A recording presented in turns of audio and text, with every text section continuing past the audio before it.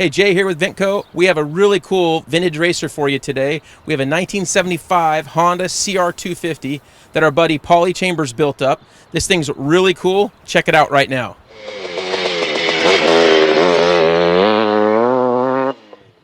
All right, so here's Pauly. Pauly, tell us a little bit about this. I know a little bit of the history because you bought this thing and it didn't look too good when you bought it. Tell us about, when you bought it and why and all that. Well, actually, I didn't buy it, Jay. My good friend Tom Carmer gave me the bike because it was such a mess. It had been sitting in his shop for probably 5 or 6 years, and I'd been seeing it.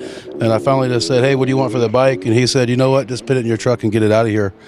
Those are the kind of friends to have, right? Yeah, he's a great friend. I didn't really know what I was getting into when I started it, but I'm glad glad the way it came out at the end. Oh, it's definitely really nice. So tell us some of the highlights. First, you stripped the thing all the way down to the frame, and was there any work you had to do to the frame before you got it painted? We just had to, the frame originally had a kickstand on it, so we just had to do a little bit of cleaning up on that area, took that bracket off, cleaned it up, had the frame powder coated.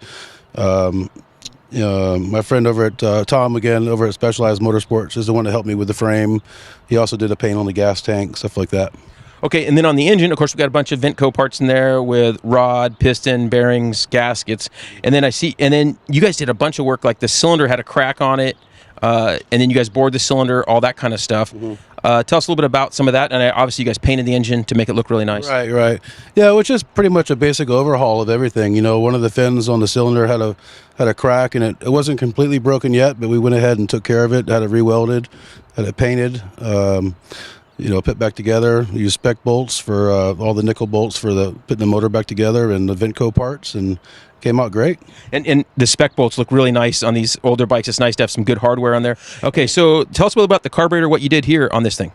Yeah, so originally it had a key-in carburetor in it. The carburetor was pretty far gone, so we just decided to upgrade with a new Mikuni that we picked up from REMX out of Maryland. And got it fitted in the bike. Everything's running good, and pretty stoked with it.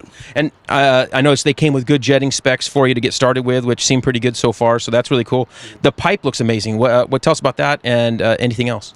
The pipe I ordered from Dave Boydston's company out of Arizona. It's a PFR pipe. I think I was lucky to find one. I don't know how hard they are to find, but I think this one was on the shelf. We were able to get it, polished it up, and it looks great on the bike. Okay, and then suspension. I noticed your stock tubes, your fork tubes, were kind of corroded a bit, like a lot of these older bikes get. What, you did something there, and then Race Tech went through those? Well, with the stock tubes, looked like someone had went scuba diving and used them as snorkels. So we replaced the tubes, and of course we took the forks over to Race Tech.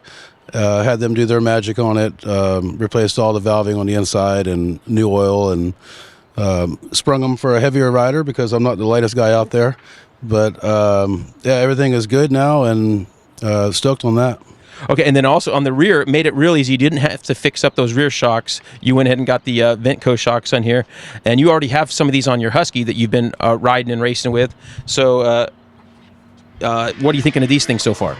I'm liking the Vintco shocks. They're pretty cool because they're a lot softer ride than a spring shock is, but they're still firm. And the good thing about these is you can just adjust your air pressure depending on the terrain you're riding. So, if you're riding some off-road stuff and it's real rocky or real rooty, you can soften them up just by taking a little air out. Or if you're on a hard motocross track, you can put a little more air in them and ride it a little harder.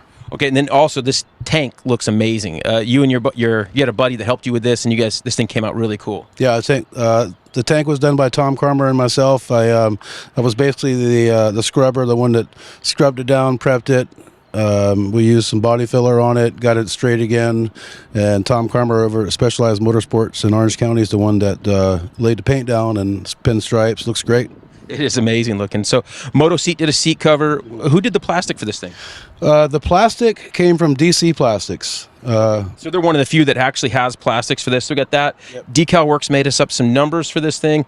We got ODI grips. Vintco actually makes these kind of vintage style bars. Yeah, I think they call them stiletto bars. They were pretty popular back in the day with these types of bikes, so wider handlebars, and it's just a different style of riding back then than there is nowadays with the thinner bars. Yeah, we got some modern perches on here. We got Works Connection perches, and we flipped over the clutch perch and have it as a front brake. So that's kind of cool. A little trick we could do. And then for a throttle tube, you actually found a cheap. We were messing with the throttle housing for a while, and you found a cheap one on Amazon to use. Yeah, the original throttle housing was pretty trashed, and the throttle tube was trashed, and another one was really hard to find. So after hours and hours of searching, we just ended up on Amazon. We took a chance, bought a $20 throttle housing, and it worked out. So got lucky.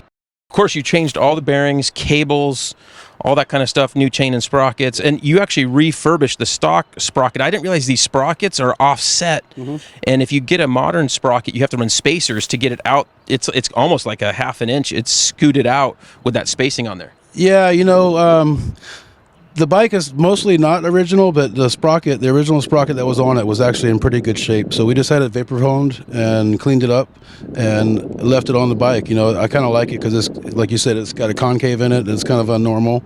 And, had Colin over at Faster USA build us some new wheels and new spokes, had the hub Cerakoted, and it just looks like, it just looks good together like that. It's cool to see these black rims on here. We're not used to seeing these on these older bikes, so it actually looks really cool with that. And Colin at Faster does a good job. And you're able to repurpose your old hubs. He can make those things come out really nice because it's hard to go find a new set of wheels for these bikes. So, hey, these pegs are really cool. These are like a wide footprint, like a modern bike. Right. Tell me about that. Well, the original pegs were, like, again, with the rest of the bike, were trashed. So we found these. These are PFR foot pegs. They're a much wider peg than stock. And that was pretty much our go-to. We wanted to be able to race this bike, so we wanted some good solid foot pegs underneath us.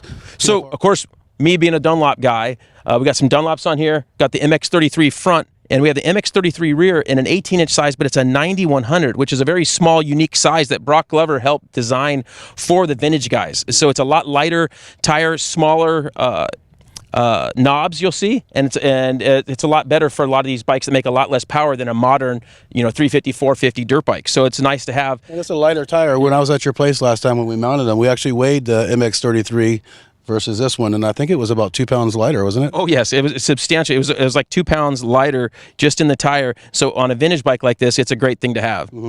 Yep. So let's go. We're out here at Blackmore Ranch in Murrieta, California, and let's go. We're going to take this thing around a little bit, check Pauly out riding it, and report back to you.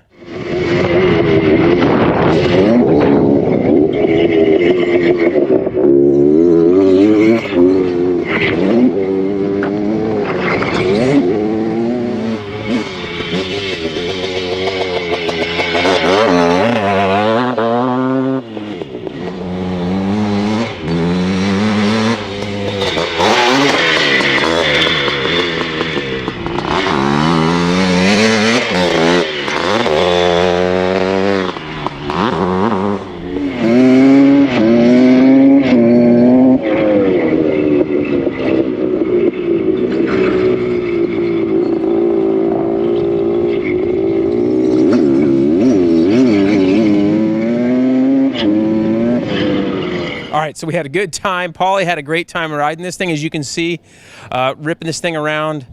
Pretty cool. Thing ran really well for its maiden voyage. He wants to tweak a little things. This thing does have the points removed. Has an electronic ignition on here from that ReMX. Does that, so it's updated ignition, which is really cool, and just a really fun, great looking build. Hopefully you guys enjoyed checking it out.